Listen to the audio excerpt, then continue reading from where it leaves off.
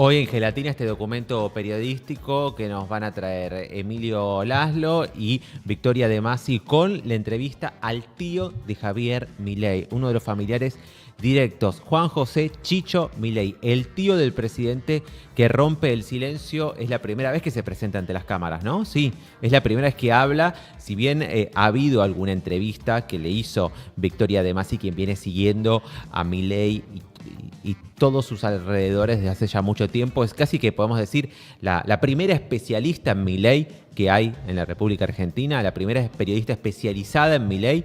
Bueno, Victoria De Masi entonces junto a Emilio Laszlo en esta entrevista, este documento periodístico que va a valer la pena escuchar y mirar con mucha atención. Habla el tío de Javier Milei.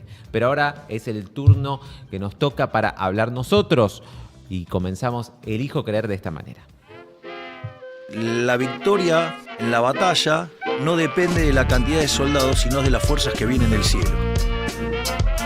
Porque yo creo en mi país. Ellos se la pasaron diciendo que este era un país fracasado, un país de mierda, una sociedad de mierda. A los que no creían, a los que no creyeron, con perdón de las damas, que la chupen, que la sigan chupando. Elijo creer, una gota de esperanza en un mar de incertidumbre.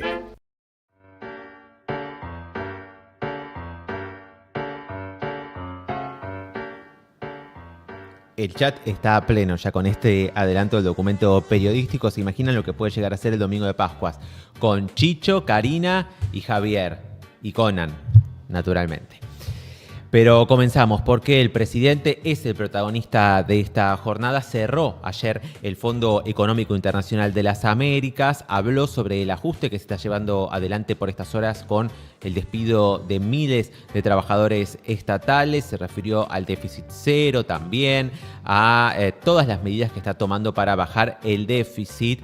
Pero antes de ir al contenido, miren cómo fue la presentación en esta foto que nos trae Alejandro Berkovich, que estuvo presente.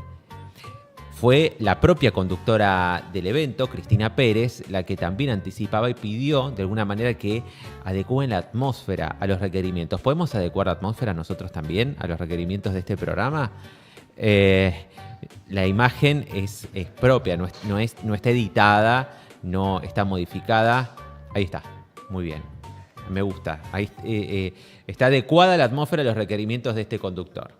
Si no, no hablo, si no, paro acá. La foto no está editada, la que veíamos recién de Alejandro Berkovich, que estaba allí, de Aleberco, en el evento. Es curiosa, ¿no? La oscuridad a partir de la cual le gusta ser entrevistado o expresarse el presidente cuando está en vivo. Ocurrió lo propio en la entrevista de La Nación Más con Antonio Laje y también en aquellas entrevistas que tienen Casa Rosada, donde casi se dan en las penumbras esos encuentros. Es un presidente vampiresco el que tenemos. Sobre ese tema también ahondaba hoy Ernesto Tenenbaum. Pero antes de que el presidente llegara, pidió como condición que bajaran la luz, que él hablaba en penumbras. Me dice una persona, hoy a la mañana dice, no sé por qué necesita que esté en penumbra. También pidió que no haya flashes de los fotógrafos. Y me explica alguien pero muy del entorno de Milei, me dice, es la papada. No es un problema con la luz. Claro, uno podría decir que es fotofóbico, claro, por eso. o no sé, o papafritafóbico, pero en este caso es que el maquillaje para delinear el rostro que evita la papada queda muy visible si la cámara te toma de frente, por lo cual en muchos reportajes se pide como condición que la cámara te tome de arriba, como la selfie, ¿viste? Sí. Que vos haces así, entonces no sale la papada, y que la luz sea en penumbras, porque la luz fuerte también revela los trucos del maquillaje. Eso me dicen a mí, tal vez sea otra cosa. Vamos a tener que empezar a entrevistar a maquilladores para poder tener el completo contexto, ¿no? Si efectivamente con penumbra se puede ocultar una papada o al menos pasar desapercibido el maquillaje sobre este sector, ¿no? del rostro del presidente, del rostro presidencial. También Alejandro Berkovich, que estaba allí, después explicó cómo se vivía en esa atmósfera especial. Apagan las luces. Aparece Cristina Pérez, que pero estuvo como una reina presentando todo, administrando esos baches que se arman en esos momentos. Había zozobra porque el tipo de la cámara, imagínate, tenía que tomar al presidente sin luz, en penumbra total. ¿Era penumbra total? Claro, arriba del escenario, que es donde estaba Manzano hasta hacía segundos, apagaron las luces y Manzano quedó fue como una telonero de luz, Milei, mira. para no chocarse. Vos imaginate, adentro de un salón no muy grande del Four Seasons, un salón donde entrarán 200 personas. Uh-huh. Entonces es un salón cerrado, herméticamente cerrado, al que no entra la luz del cielo, todo cortinado y cerrado.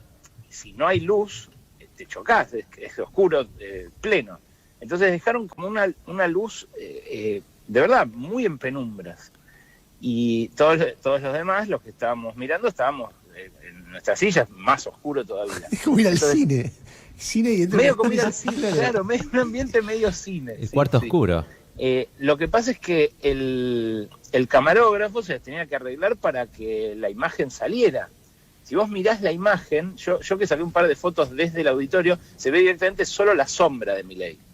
No se lo ve a él. Yo estaba a 2 metros mientras él daba este discurso contra Marx y contra Keynes. En un momento lo miré así como muy fijo a los ojos y sin poder creer lo que estaba escuchando.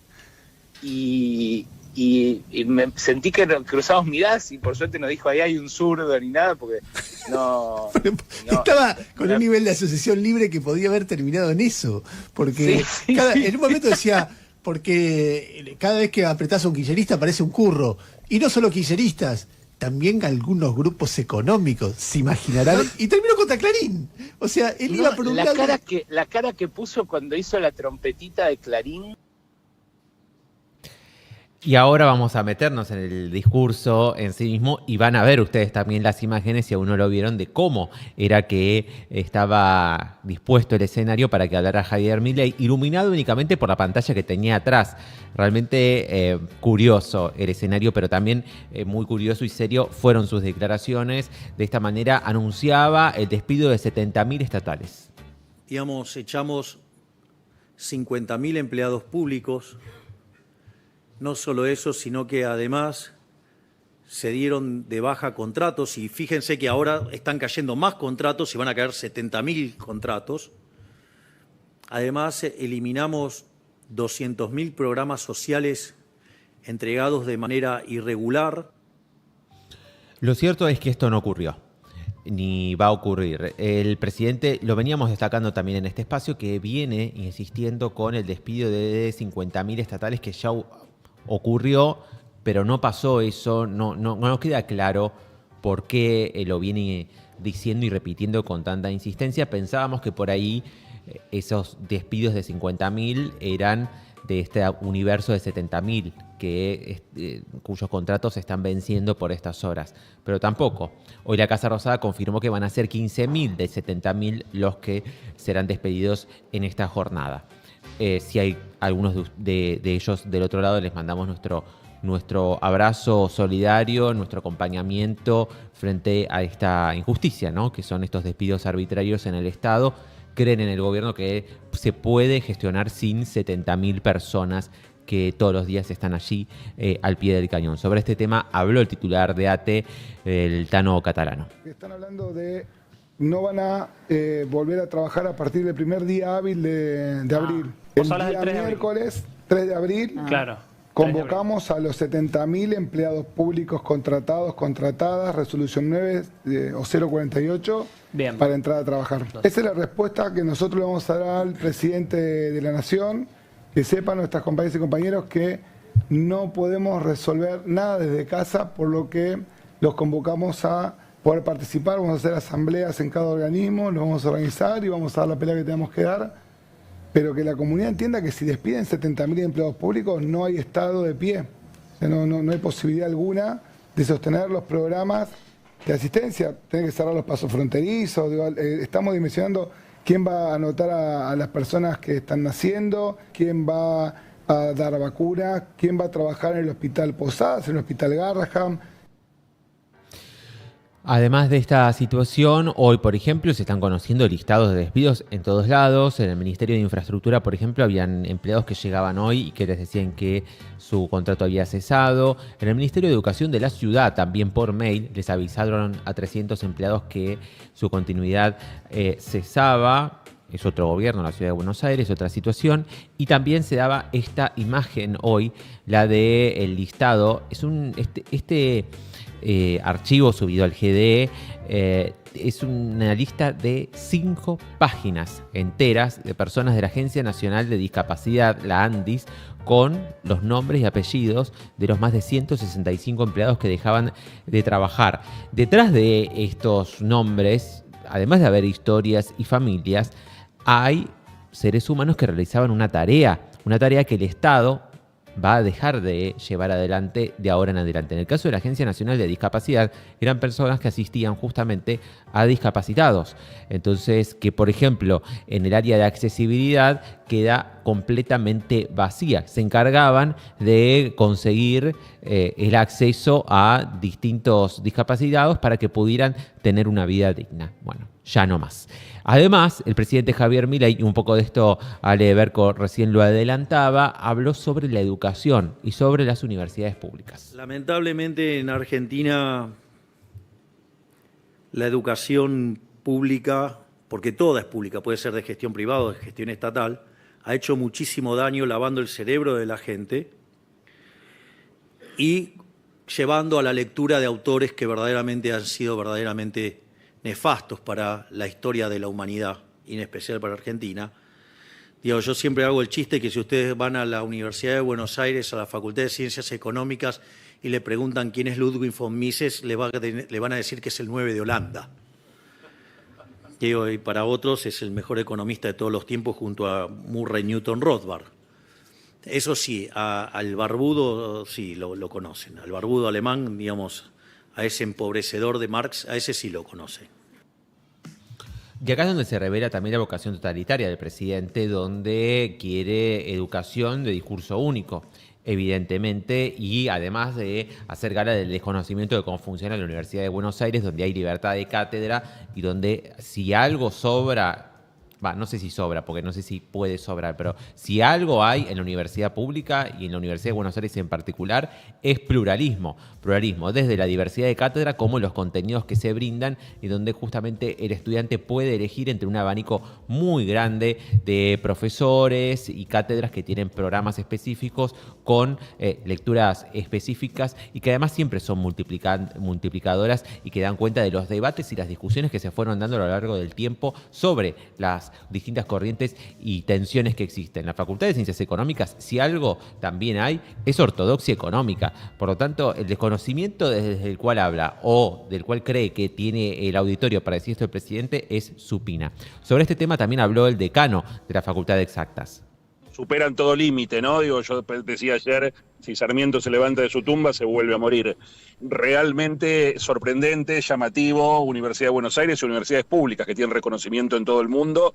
Conversaba hace unos días con el gobernador de la provincia de Buenos Aires, que justamente viene de esa facultad de Ciencias Económicas de la UBA, y una de las cosas que él destacaba era la posibilidad de que en los cursos que se hacen en la Facultad de Ciencias Económicas se puedan ver todos los autores, no solamente de manera sesgada un conjunto de autores. Él mismo, ¿no?, decía que él enseñaba a todos los autores independientemente de si coincidían ideológicamente con él o no.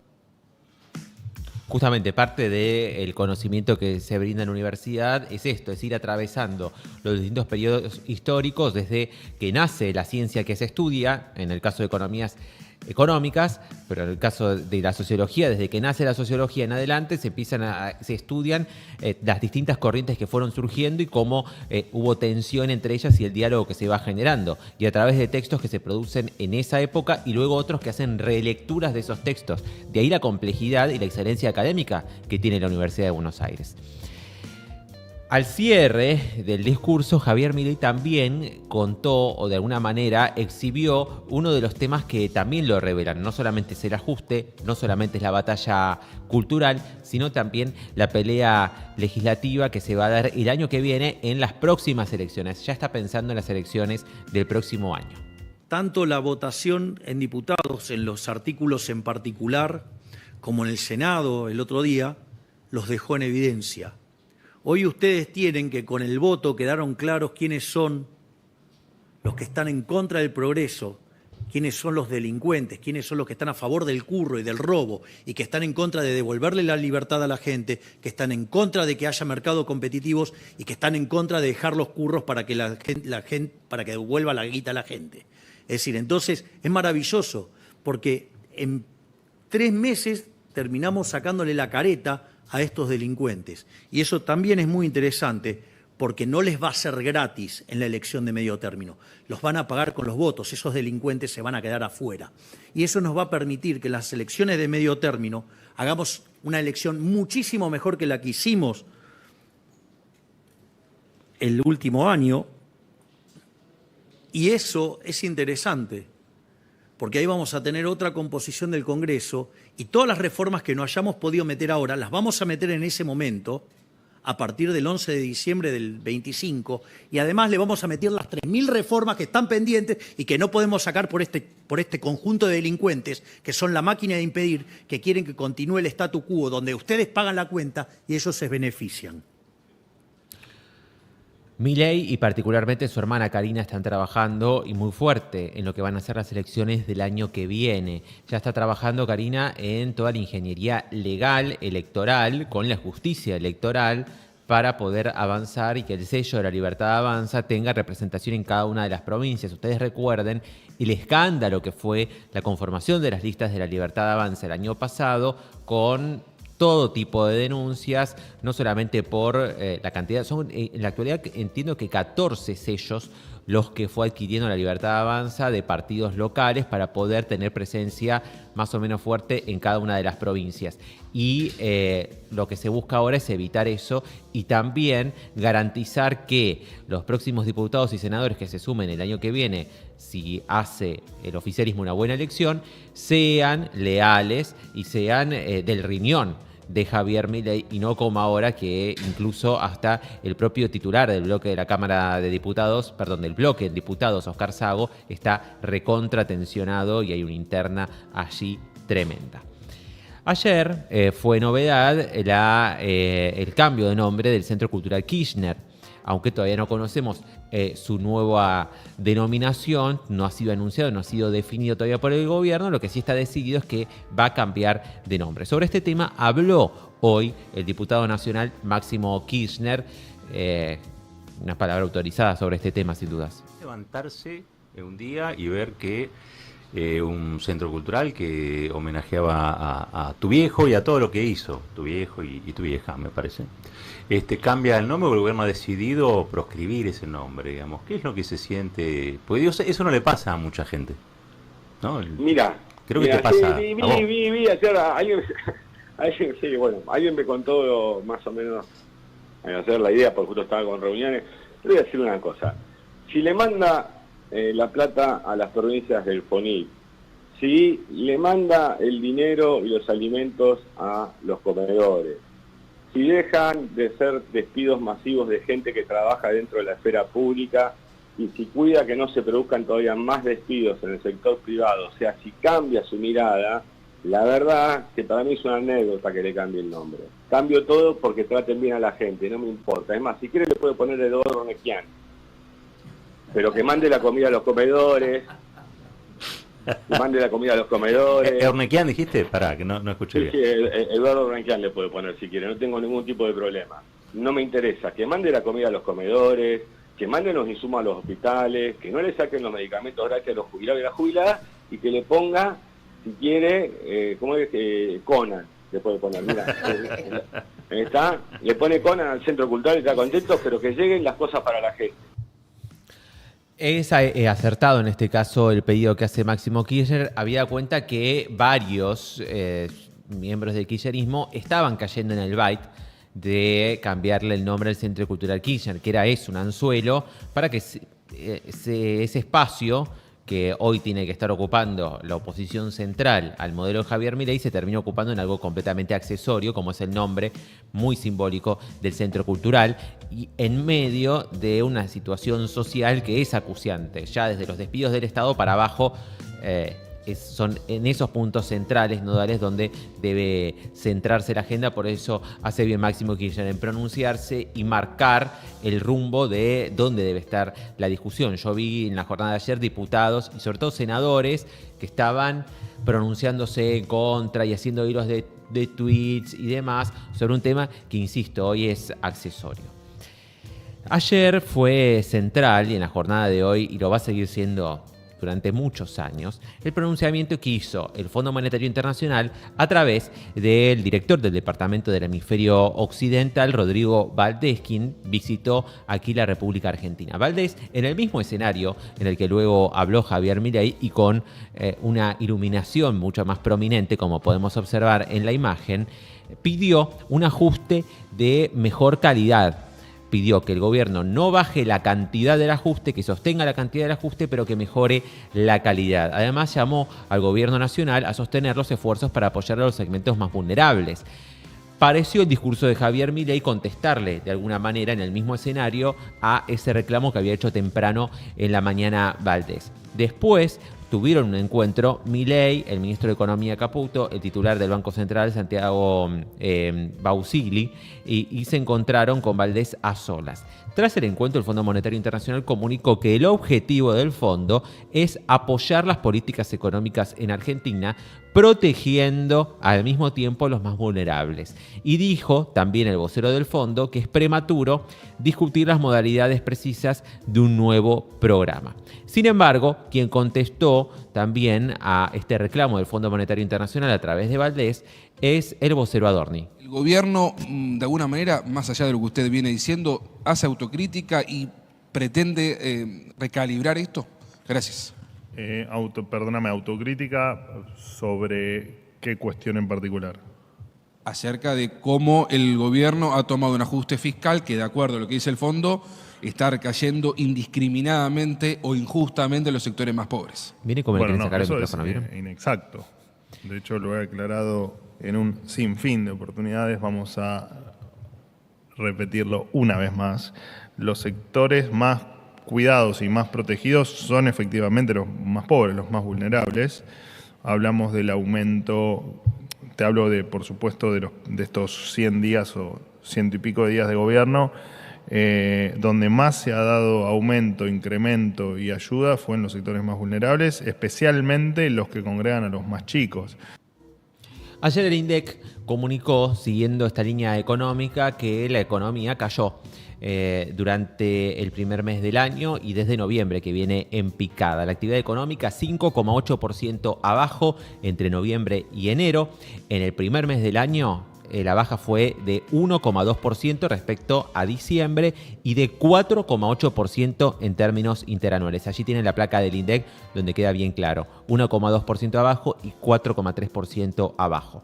Está explicado por la caída del consumo, por el ajuste fiscal y una fuerte baja de la inversión, tanto pública como privada. La contracara la trajo el agro, que frente a un año ya sin sequía, está teniendo un repunte y evitó que la contracción sea mayor. También cayó el empleo. Si viene cayendo el empleo, 4 meses consecutivos de caída, es una baja de 0,1% en el mes de diciembre, que equivale a 9.395 puestos de trabajo menos. Esto es según el CIPA, el registro que mide en tiempo real los aportes patronales. Estamos hablando de 9.395 puestos de trabajo menos en blanco y son personas que dejan de aportar al sistema.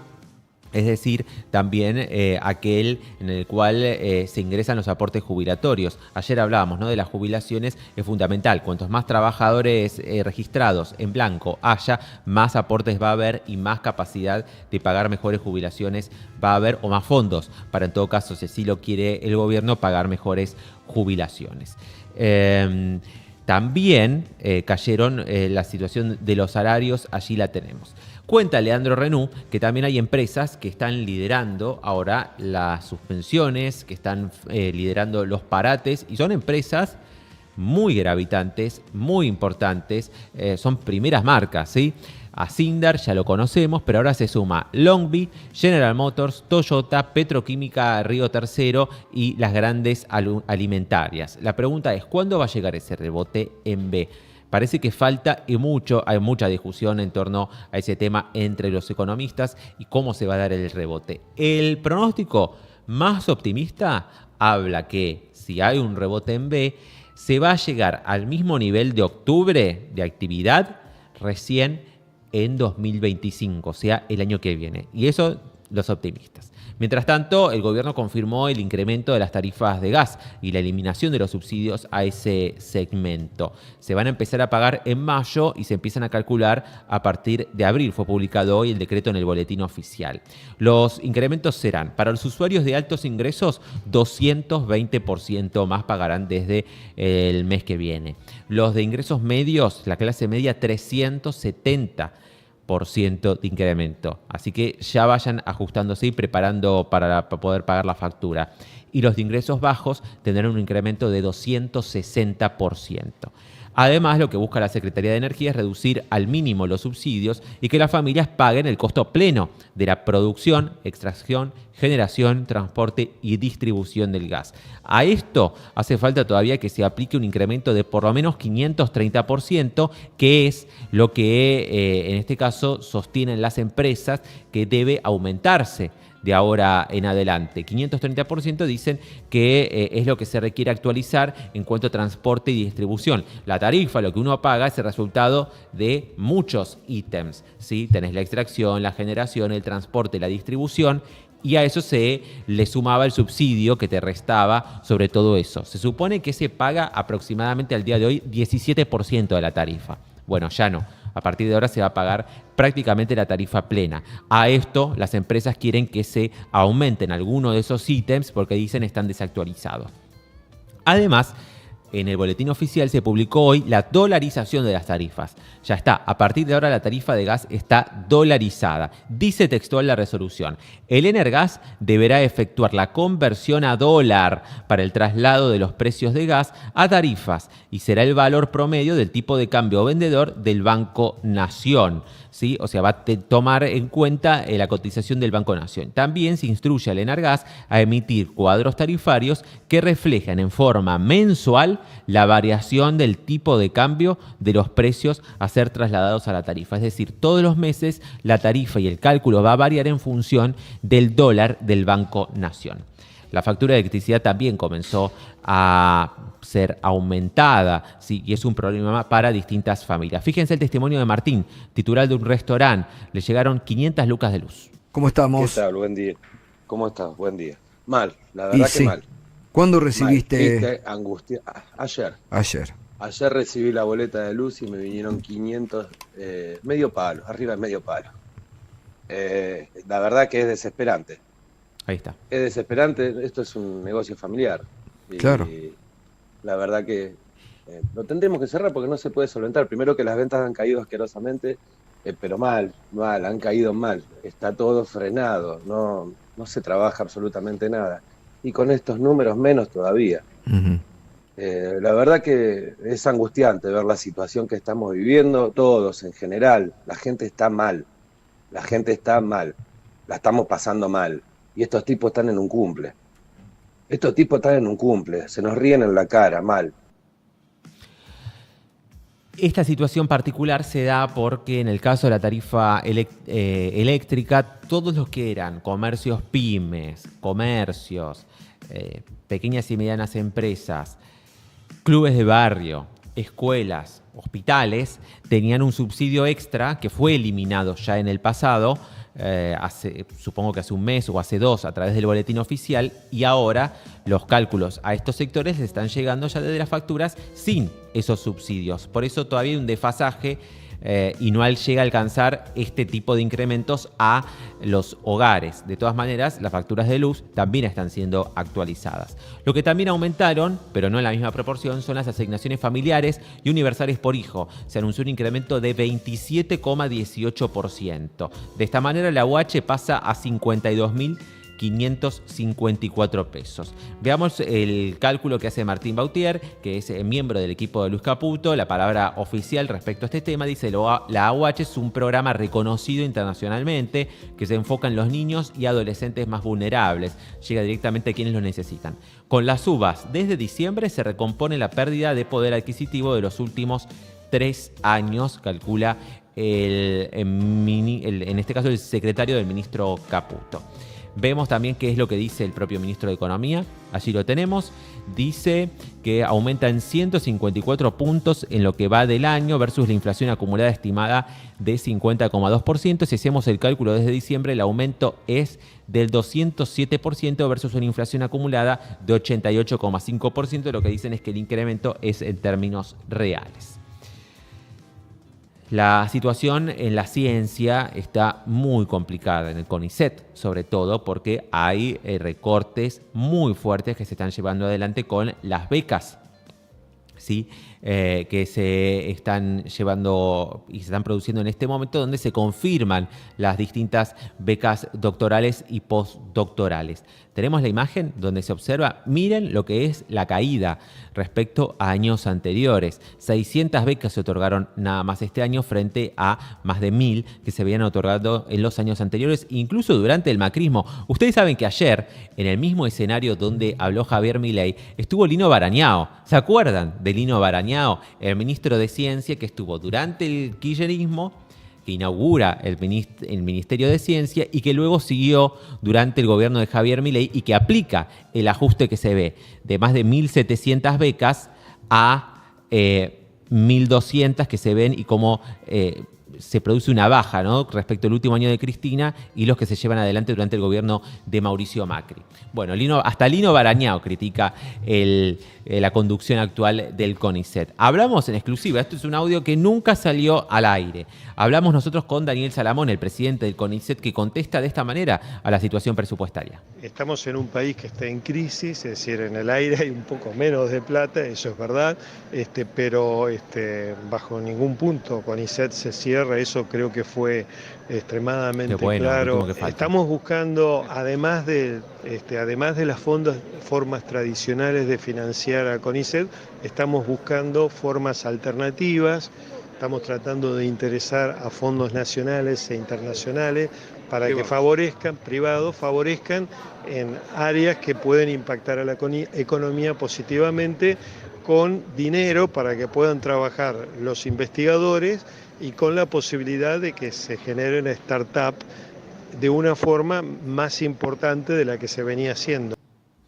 El problema principal que tiene el CONICET y que también lo tienen las universidades públicas es que trabajan y que tienen asignado el mismo presupuesto del año pasado, frente a una inflación que superó el 200%, es decir, no van a dar las cuentas para llegar a fin de año de ninguna manera.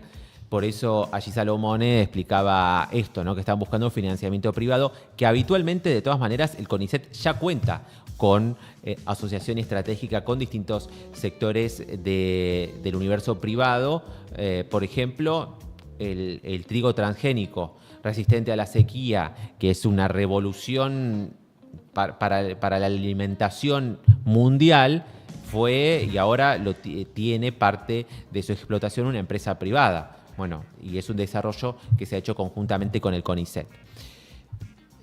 Vamos ahora a la inserción argentina en el mundo que plantea el gobierno de Javier Milei. La semana pasada habíamos dado cuenta de la cantidad de dirigentes de los Estados Unidos, de una gravitación central, habían estado aquí en Argentina reuniéndose con sectores económicos, pero también con la plana mayor del gobierno nacional, entre ellos el titular de la CIA, estuvo reunido aquí con Patricia Bullrich, con el jefe de gabinete y con el titular de la AFI.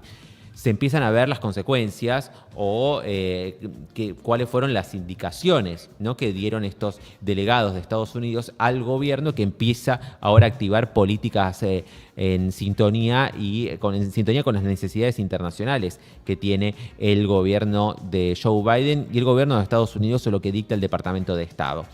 El ministro de Defensa, Luis Petri, y su colega danés en la jornada de ayer firmaron un acuerdo comercial avalando que la compra de aviones para la Fuerza Aérea. Son 24 aviones de combate F-16. Allí los vemos a ambos y miren quién festejaba y cómo.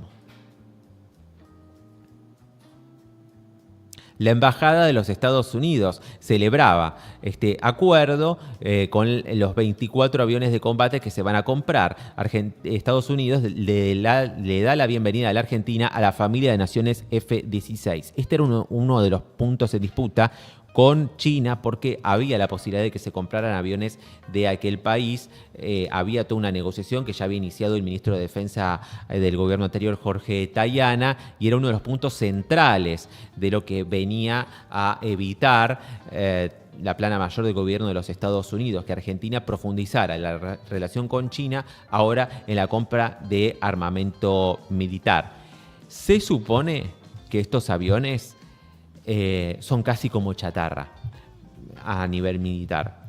Vamos a profundizar si tenemos tiempo y la oportunidad más adelante en las próximas ediciones, porque vale la pena saber qué se está comprando, si efectivamente, ya que no hay plata, si los recursos que se van a utilizar para esto realmente es una inversión virtuosa para la Argentina, o en definitiva tiene que ver con otro tipo de acuerdos. Hace un par de días, Petri también había firmado un memorándum de ciberdefensa con los Estados Unidos. Ahí lo vemos, firmamos un memorándum con Estados Unidos, logramos un paso fundamental para fortalecer nuestra ciberdefensa gracias a la colaboración y el apoyo tecnológico de Estados Unidos, socio estratégico de Argentina. También lo marca como un socio estratégico de la República Argentina. Esta firma refleja la estrecha relación entre nuestro país y demuestra el compromiso compartido de trabajar juntos. Petri lo especifica y habla del compromiso político, ¿no?, que hay de la actual administración, que lo cual, insistimos, no es ni bueno ni malo asociarse a distintos países, sino que en definitiva sea una relación virtuosa para ambas y justa para ambas naciones. La canciller Diana Mondino el viernes se pronunciaba desde Asia en contra de China. Es decir, se empiezan a observar y muy claramente las consecuencias de estas visitas, porque hasta ahora había un zigzagueo en la relación con el gigante asiático. No hay que comerciar con democracias no liberales, dijo la canciller en una visita a Japón. Antes había estado en Vietnam, estuvo en distintos puntos de Asia, y allí se expresaba entonces, después de la visita aquí en la República Argentina el titular de la CIA, entre otros. La canciller dijo que el gobierno de Javier Milei reducirá el comercio con el gigante asiático solo a la compra y venta de empresas privadas a empresas chinas. El gobierno argentino no debe interferir como en el pasado con el gobierno anterior, decidiendo a quién comprar, qué comprar, a qué precio, dijo Mondino. Aquí tienen la entrevista completa en el medio original. No podemos generar mucho trabajo. No podemos ganar mucho trabajando juntos con algunos países que no son democracias liberales, dijo cuando se le preguntó fundamentalmente sobre China. Esto también motivó una respuesta de la Embajada de China, porque además ustedes recordarán que el propio Adorni había dicho que dijo, en estas situaciones insólitas con las que nos estamos encontrando, descubrimos que el gobierno de China acaba de enviarnos camiones contra el COVID. Decía allí el vocero presidencial, tratando de ser entre divertido, irónico y plantear como de los acuerdos insólitos que establecía la administración anterior. En ese contexto es que la Embajada de China en Argentina le contesta y le dice: no, esto no tiene nada que ver con el COVID, son camiones sanitarios que hemos donado a la República Argentina. Se tensa la relación cada vez más. Recuerden también el conflicto que hay por las represas que están paradas y la posibilidad de que a mitad de año el swap se caiga y el gobierno de Javier Milei tenga que pagar los alrededor de $3.000 millones que ya se han gastado. Esta semana está siendo marcada por las consecuencias, las repercusiones que ha generado la multitudinaria marcha el domingo por el 24 de marzo. Y en la jornada de ayer, una muy buena noticia fue la condena que realizó el Tribunal Oral Federal 1 de La Plata con 10 perpetuas y una sentencia de 25 años y una absolución a las 600 víctimas en 4 campos de concentración, sobre todo la perpetua para los represores que participaron de la Noche de los Lápices. Durante el proceso, el Tribunal Oral Federal 1 examinó las distintas responsabilidades del ejército a través de la Brigada de Infantería Mecanizada número 3 con asiento en la Tablada, que estaba a cargo del área 112, que abarcaba los partidos de Avellaneda, Lanús, Lomas de Zamora, entre otros. Del apartado y del aparato de inteligencia se estableció el rol que cumplió el destacamento 101 de La Plata. Indagó el papel del gobierno dictatorial en la provincia, el accionar de la bonaerense, entonces al mando de Ramón Camps. También Miguel Osvaldo Echecolatz, el exdictador, fue investigado en este caso y murió en el marco del juicio. Hago una pausa porque cambiamos de tema. En este caso nos vamos a ir a una curiosidad que nos trae Internet y la política nacional. Uno no sabe cómo tomárselo, si serio o en chiste. Díganme ustedes. Hay que cambiar el modelo que nos trajo hasta acá, que fue extractivo, consumió todos los stocks energéticos, granarios, mineros, marítimos, ganaderos, fue dirigista, llenó de un voluntarismo normativo la Argentina, generando corporaciones de empresas, sindicatos, políticos, jueces, fue deficitario, aumentó el gasto público de un 25% del PBI a un 50% y eso lo cubrió fabricando billetes, con más impuestos, con más endeudamiento, ahuyentó inversiones, consideró que el mercado chico y el consumo de ese mercado le alcanzaba, no cerró al mundo, entablando estrategias internacionales en base a una mirada ideológica o de protección política. El rumbo que plantea el actual gobierno nacional tiene 2 objetivos de corto y mediano plazo que nosotros compartimos. Por un lado, estabilizar la economía y por otro lado, producir las reformas estructurales de nuestros mercados y del comercio. Tenemos que romper el status quo. Para estabilizar la economía también compartimos que el gobierno ataque 3 frentes: el déficit fiscal, la inflación y que al ahorro, además de la nación, lo tengan que hacer las provincias. Los medios usados por el gobierno no los compartimos porque prescinden de la gestión, no prioriza, no focaliza, hay un abordaje a trazo grueso, yo creo se entiende porque son pocos funcionarios, pocos cuadros técnicos y no han tomado los cientos de lugares decisionales del Estado.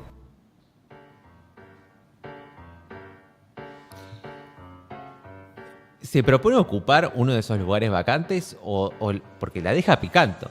El video está entero, ¿no? No está editado, no está recortado, no le falta nada. Vamos a ver la interpretación que hacía nuestro colega y compañero Matías Mauset. Dice, estamos de acuerdo en todo con Milei, pero le falta gestión porque tiene pocos funcionarios y un montón de lugares vacíos en el gobierno que podrían ser ocupados, por ejemplo, por nosotros, que estamos de acuerdo en todo. Bueno, compartimos la mirada. No tenía el anticipo de este tuit, así que coincidimos en vivo. Mientras tanto, quienes no coinciden tanto son Villarroel y Patricia Bullrich. Hay una tensión permanente, sobre todo por este proyecto que está en ciernes de que las Fuerzas Armadas participen en la seguridad interior. ¿Qué decía Patricia Bullrich anoche en TN?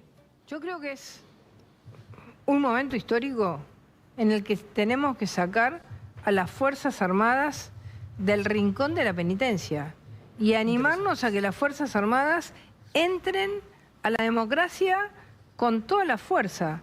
Yo reivindico al ejército argentino. Al actual.